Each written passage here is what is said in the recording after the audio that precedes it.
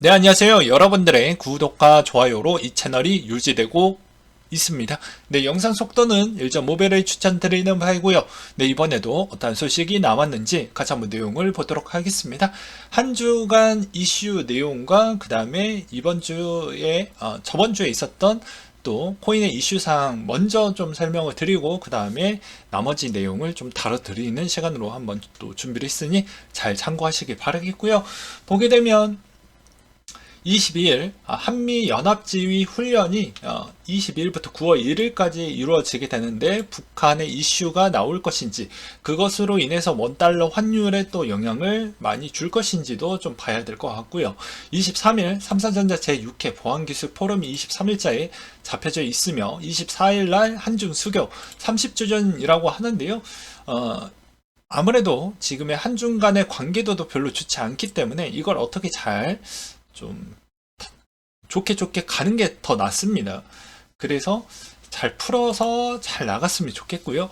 그 다음에 25일 한국의 금통위와 잭슨홀 미팅이 있는데 잭슨홀 미팅은 27일까지 있고요. 그 다음에 금통위 부분을 보게 되면 일단 기준금리 2.25%인데 저번 달에 뭐 한국은행 총재 발언을 좀 들어보면 25bp 정도로 가져갈 것 같다라는 분위기를 좀 많이 보여주었기 때문에 아무래도 이제 미국이 먼저 올리게 되면 이제 우리가 후행으로 좀 따라가는 형태로 갈 것 같습니다.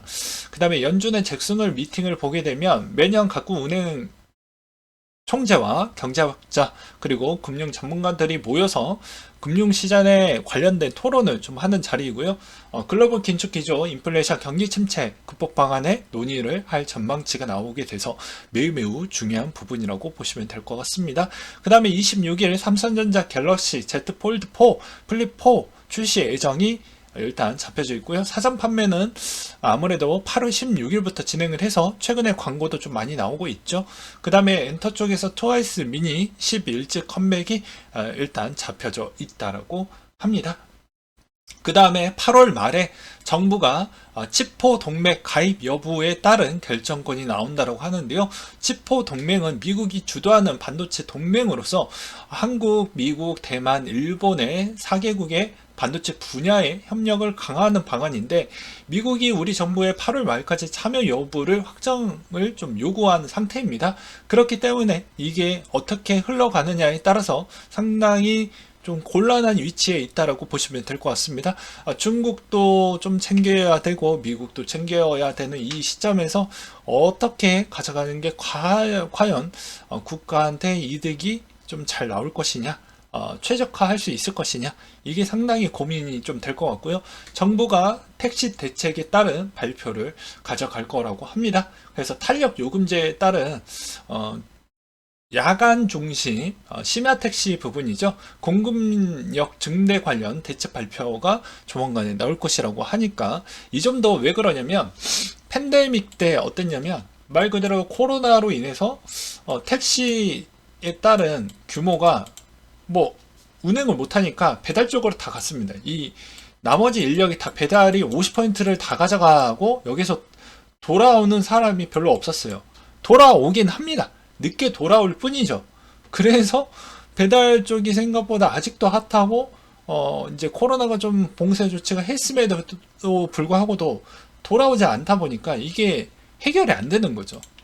네. 왜냐면 인력의 자원은 그대로 그 숫자는 그 인력 숫자는 그대로인데 여기서 추가적으로 증분되는 투입되는 양은 또 적거든요. 그렇기 때문에 이게 수지 타산이 안 맞다 보니까 최대한 그런 또 불만 목소리가 또 많이 나오니 이런 대책이 나온다고 보시면 될 것 같습니다. 그래서 어떤 쪽이 좀 많이 핫하면 어떤 쪽이 또 피해가 나오고 부작용이 나온다라는 거 양면성을 항상 둘 다 생각을 하시면서 보시길 바라겠고요.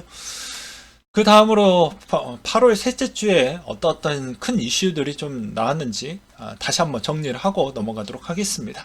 보게 되면 레이어 1의 솔라나 새로운 검증자 클라이언트 추가 예정이 있는데 이거는 뭐 큰 의미 있게 바로 볼 필요성이 없습니다. 이거 투입해봐야 그냥 문제를 본질적으로 해결을 해줄 수 있는 해결책이 아니기 때문이고요. 그 다음에 레이어 2에 있는 JK 싱크 새로운 가스 수수료 모델 다이나믹 풀을 도입을 하겠다라는 내용이 나왔는데요.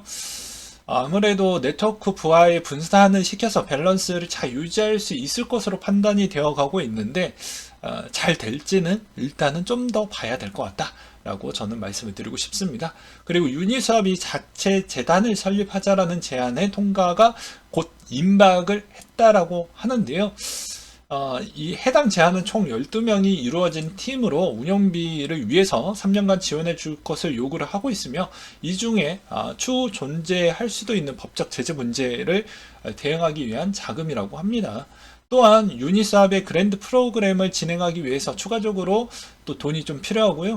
통과될 경우에는 유니스왑의 트레저리로 이제 또 자금이 또 인출될 거라고 합니다. 참고하시길 바라겠고요. 아칼라 스테이블 코인 해킹으로 99% 디패깅이 발생했던 부분도 없지 않아 있었는데요. 보게 되면 현재 잘못 발행된 AUSD에 대해서 거버넌스 투표를 통해 계속해서 소각을 진행하고 있지만 아직까지 디패깅이 유지하고 있는 상황이라고 합니다. 그렇기 때문에 이번 디패깅 사건은 브릿지 해킹으로 인한 발생한 문제가 아닌 스테이블 코인 프로토콜의 혼존으로 발생을 했다라고 정도로 그냥 생각을 하시면 될 것 같고요. 그 다음에 HUSD 유동성 문제로 인해서 디패깅이 발생을 했다라고 볼 수가 있는데, 여기에서도 보게 되면 후오비가 중국 서비스 중단 이후 매출 급감으로 직원의 30% 감원한 계획을 갖고 있고, 창업자도 지분 매각의 협상에 보도가 꾸준히 나와주고 있기 때문에 아무래도 HUSD가 유지가 될 것이냐? 라는 이제 물음표가 나오게 되면서 디패깅이 일시적으로 좀 나와주기도 했었죠. 그래서 아무래도 뭐 아칼라 스테이블 코인하고 HUSD가 약간 좀 흔들리기 시작을 하니까 또 시장에 또 쇼패팅 부분을 좀 가중치가 더 높아진 거 아니냐라고 생각을 해볼 수도 있게 되겠습니다. 그 다음으로 또 보게 되면 솔랜드 무어가 풀을 출시를 했다라는 내용이 좀 있었고요. 그 다음에 CME 이더리움 옵션 상장 발표가 나왔는데 9월 12일 이더리움 옵션 상장 계획이 발표가 되니 그 전주나 그 이후에 특히나 상장 계획 발표하고 나서 그 이후부터는 심하게 조정폭이 꽤 많이 나왔던 통계 자료가 있습니다. 제가 따로 만들었던 자료가 있어요. 그 경험치 기반으로는 충분히 나올 확률이 매우 높으니 유심하게 대응을 하시길 바라겠습니다. 네, 그 다음으로 코인 스케줄을 좀 보게 되면 이번 주 한 주의 가장 큰 이슈는 비트코인 코인 페스트 아시아가 25일부터 27일까지 잡혀져 있는 부분과, 그 다음에 클레이가 마그마 하드포크 메인넷 정도로 보시는 게 맞지 않을까 싶습니다. 네, 그 다음으로 에너지와 원자재 부분도 좀 잠깐 보고 넘어가도록 하겠는데요. 일단 달러 지수가 사상 최고치를 또 경신을 하고 있는 실정입니다. 108에 일단 위치를 해주고 있는 실정인데요.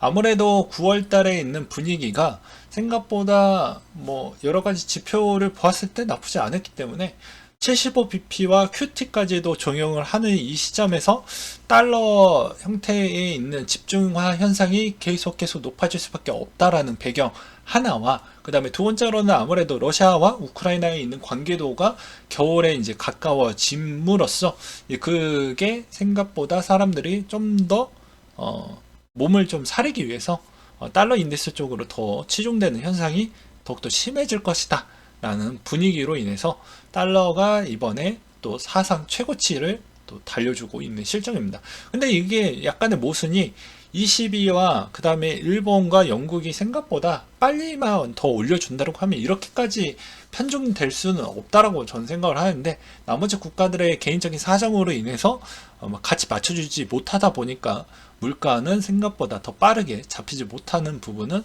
주변 국가들 어떻게 보면 그런 문제점도 있다 정도로 좀 정리를 해드리고 싶고요. 그 다음으로 재고 자산이 늘어나고 있는 국내 산업계도 상당히 심하다라고 합니다.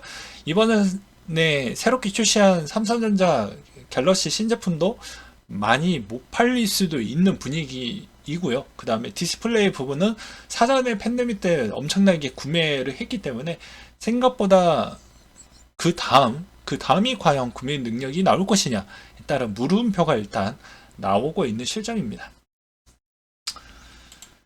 그렇고 원자재 부분을 보게 되면 대표적으로 좀 아연, 니켈, 구리가 조금은 선방을 해주었고 나머지 쪽은 그냥 고만고만했다 정도로 보시는 게 맞을 것 같습니다.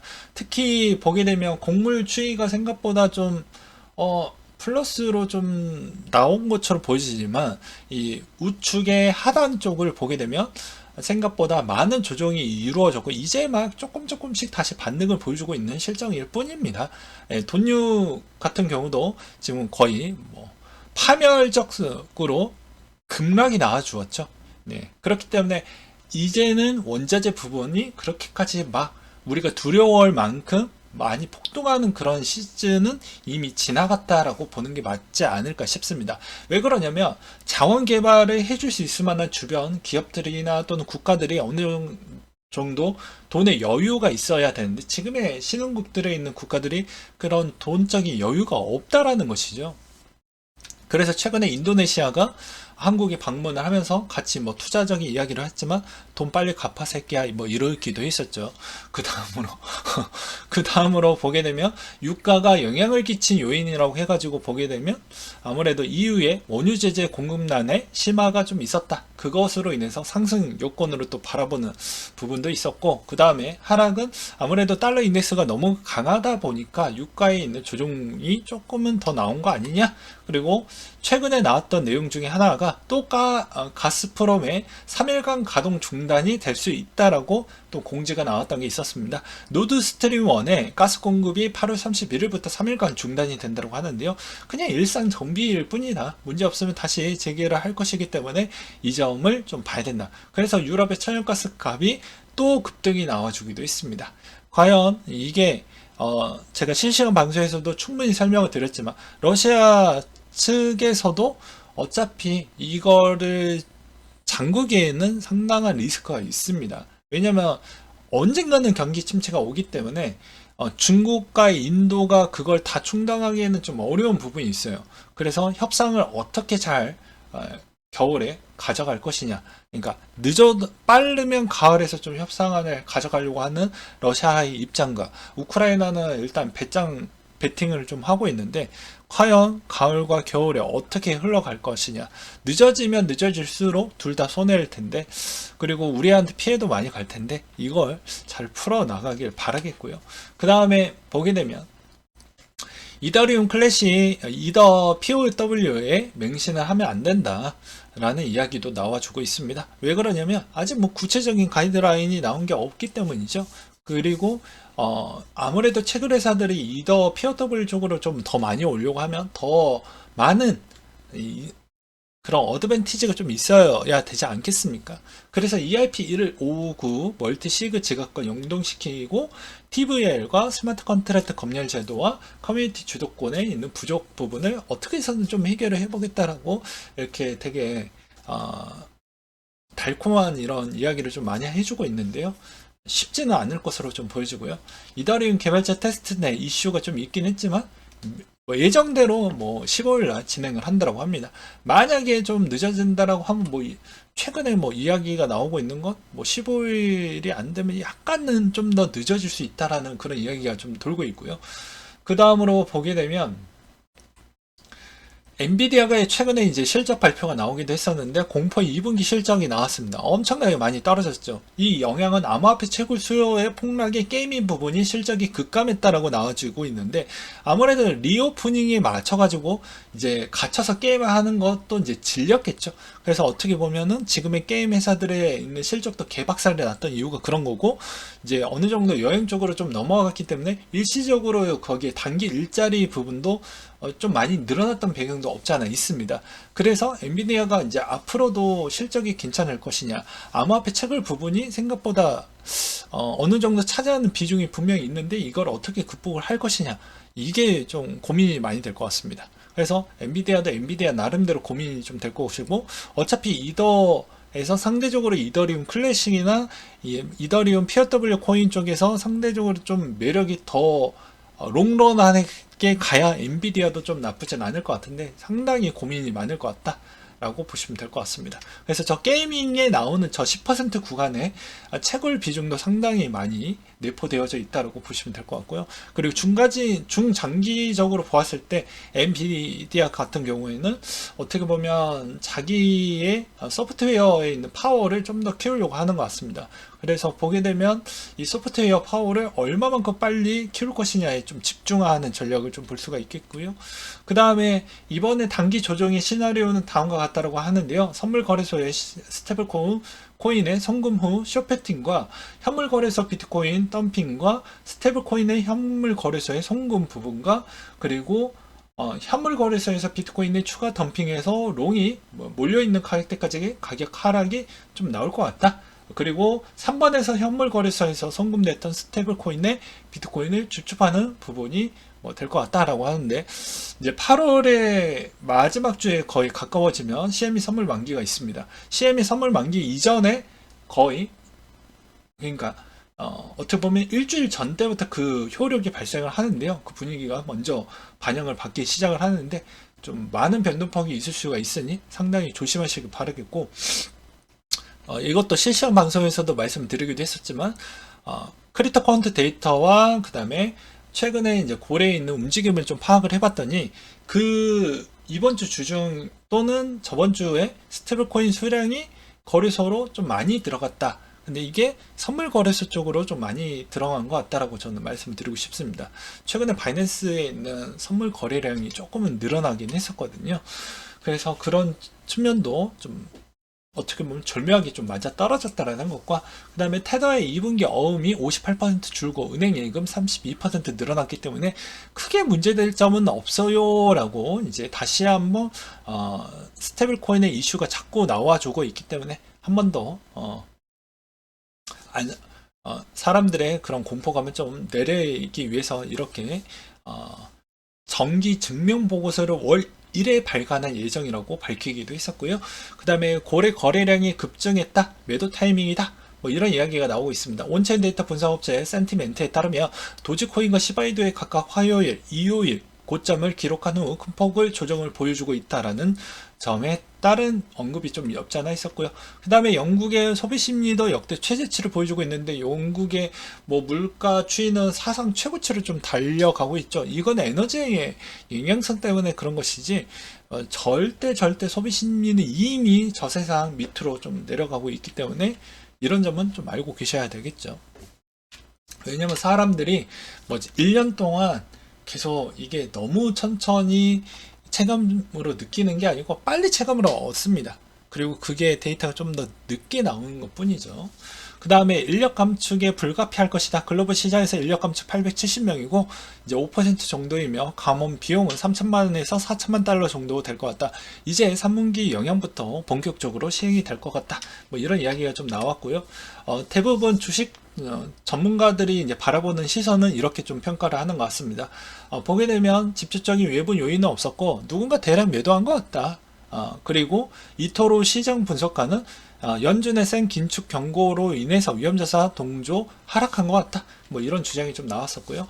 파생 전략 총괄이 이런 이야기를 좀 했다고 합니다. 기간의 증시 공매도가 급증을 했고 하락 패턴간의 숏 포지션이 1250달러로 상당히 많이 높아졌다. 그렇기 때문에 인플레 40년 만에 최고치에 둔화될 조짐이 있지만 기관 투자자의 증시를 되돌리려면 거시적인 개선이 좀 필요하지 않겠냐라는 언급이 좀 있었고요. 피터 시프가 비트코인 지금이라도 좀 매도를 해야 된다라고 자신의 트위터에 20일 기준으로 밝히기도 했습니다. 왜냐면 지금 5일 만에 14% 이상 하락을 보여줬고 아무래도 조롱을 받는 사람들은 경고하고 비트코인을 좀 팔았었어야 된다라고 보고 있는데, 글쎄요. 전 피터 시프의 말에 공감을 못할 것 같습니다. 예. 왜냐면 이분은 완벽한 기술적 지표를 지향하는 사람이기 때문에 조금은 거래감을 두려고 하는 부분이고요. 그냥 참고하시길 바라겠고, 그 다음에 마이크로 서울이라고 해서 서울랜드에서 8월 27일부터 28일까지 크립토 관련된 또 행사 일정도 있으니 참고하시길 바라겠고, 8월 6일부터 17일까지 채굴자들이 보유량 5,900개 정도 가량 감소했지만 큰 추세가 깨진 것은 아니다 라고 온체인 지표에서도 또 보여주는 대목이 좀 될 것 같고, 국가별 인플레이션 상황을 보게 되면 한국이 그래도 양호한 편에 좀 속하죠. 그 다음에 보게 되면 2014년도 때 긴 하락 도중에 비트코인 83% 받는 랠리가 나왔고, 그 후 다시 큰 폭의 하락이 나왔다. 그리고 2018년도 하락장에서도 65% 받는 랠리가 나오고, 그 이후에 하락하는 움직임이 또 한 번 발생을 했었다. 이러한 움직임이 이번에도 나타난다고 하면 10월에서 연말 사이에 바닥이 10,000에서 14,500 정도 나올 가능성이 있다라고 온체인 데이터가 나왔던 내용이 있습니다. 근데 온체인 데이터는 참고만 하실 필요성이 있어요. 이론적으로 이런 온체인 데이터는 이렇게 보는 겁니다 라는 교육자 패턴으로 내가 보았을 때 참고적인 부분이고, 이 온체인 데이터는 해석하기 나름이고요. 주관적인 부분이 있습니다. 같은 데이터를 받아도 데이터를 어떻게 해석하고 어떻게 그거를 보느냐에 따라서 엄청나게 결과값이 좀 달라지거든요. 그래서 주어진 데이터를 만약에 내가 받았으면 이 경험치를 어떻게 분별해서 최종 결론을 어떻게 낼 것이냐가 매우 중요하게 되는 것입니다. 그래서 이것도 꼭 이렇게 최악에 있는 상황으로 갈지는 모르겠지만, 현재까지로는 모르겠지만, 일단은 뭐 이론상으로는 이렇게 보는 사람도 있더라 정도로 좀 정리를 해드리는 부분이 될 것 같고요. 그래서 데이터를 다 받으면 누군가는 이게 되게 공포적으로 보시는 분들도 있지만, 그냥 그저 그렇다 정도로 보시는 분들도 있죠. 네. 그 다음으로는 자, 나스닥과 다우가 좌측에 있고요. 그 다음 우측에 비트코인이 있습니다. 여전히 내려갈 때는 같이 손잡고 같이 내려가는 형태가 동일시하게 보여지기 때문에, 최근에 비트코인 그 다음으로 나스닥 다우가, 특히 나스닥 다우가 엄청나게 많이 올랐죠. 급등을 보여주기도 했습니다. 그러니 당연히 조정을 받을 수밖에 없고요. 여기에서 롱을 탔던 사람들이 다 박살이 났습니다. 그래서 웬만하면 내가 트레이더를 조금씩 연습할 때도 적은 돈으로 해도 상관이 없어요. 어차피 1년 주기에서 그만큼 내가 얼마나 수익을 가져갈 수 있으면 그 능력에 있는 검증치를 가져가려고 하면 큰 돈을 해서 많은 교육 비용을 내는 게 바람직하지 않죠. 효율적이지도 못하고요. 100만 원으로 해서 어느 정도 효율성이 있게 나왔냐를 보게 되면 되는 것입니다. 그래서 무리하지 않게 좀 가져가시길 바라겠고요. 최근에 펀딩비를 좀 본다라고 해도 다 마이너스로 전환이 됐었고, 그 다음에 탑 트레이더 롱숏 비중을 보게 돼도 숏이 0.4, 롱이 0.5, 롱숏 비중이 1.07 정도가 나와주기도 했습니다. 그렇지만 우리는 이렇게 시장이 안 좋아도 2014년도 대비보다는 월등하게 건강하고요. 2018년도 대비보다 월등하게 건강합니다. 왜 그러냐? 그만큼 비트코인이 이제 채굴 양도 어차피 200만 개 밑으로 내려갔기 때문에 그만큼 희소성이 있고요. 그 다음에 블랙록에 또 밀어주고 있는 상황이기 때문에 앞으로 미래는 창창하다. 그리고 좀 마음이 아픈 부분이기도 하지만, 아무래도 신흥국 국가들이 자고 있는 통화가 박살이 났기 때문에 대체적인 자산군으로 뭐 송금이나 결제나 이런 쪽이 더욱더 원활해질 수밖에 없는 상황이 나와버렸다라고 볼 수가 있기 때문입니다. 그래서 대다수 지금의 핀테크 업체들이 움직이는 방향성을 보게 되면 자체 스테이블 코인들을 조금 더 내려고 하는 것도 좀 눈에 많이 들어오기도 하거든요. 그래서 이런 점을 좀 보셔라 라고 말씀을 드리고 싶고요. 최근에 급락이 좀 많이 나와주고 있지만, 뭐 9월 달에 위기가 좀 많죠. 마운트콕스에 있는 사태도 있고, 8월 말에 또 CME 선물 만기 있죠. 9월에 머지 업데이트가 또 문제없이 좀 가야 되겠지만, 문제가 있을 경우에 또 시장이 생각보다 여러 가지 영향을 많이 주겠죠. 그 다음에 머지 업데이트가 되었을 때 또 포크가 되냐 마냐에 따라서 또 여러 가지 또 진통이 있고 또 부작용이 나오겠죠. 그리고 한때 크립토 시장에서 가장 안 좋았던 패턴 중에 하나가 무엇이었습니까?